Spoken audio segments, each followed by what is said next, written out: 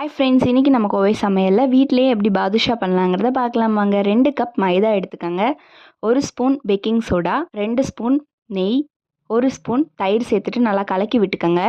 கொஞ்சம் கொஞ்சம் தண்ணி சேர்த்துட்டு நல்லா சப்பாத்தி மாவு பிணையிற பக்குவத்துக்கு நல்லா பிணைஞ்சு எடுத்துக்கலாம். இப்போ க்ளோஸ் பண்ணி 10 நிமிஷம் வச்சுக்கோங்க. இன்னொரு பேன் எடுத்துகிட்டு 2 கப் சர்க்கரை சேர்த்துக்கோங்க, 1 கப் தண்ணி சேர்த்துக்கோங்க, கொஞ்சம் ஏலக்காய் தட்டி சேர்த்துட்டு ஃபுட் கலர் சேர்த்து நல்லா சர்க்கரை பாகு ஆகட்டும்.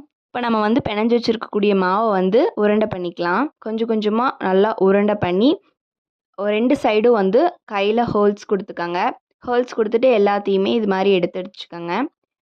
ஒரு பேனில் எண்ணெய் சூடு பண்ணி எண்ணெயில் போட்டு நல்லா பொரிச்சு எடுத்துக்கோங்க.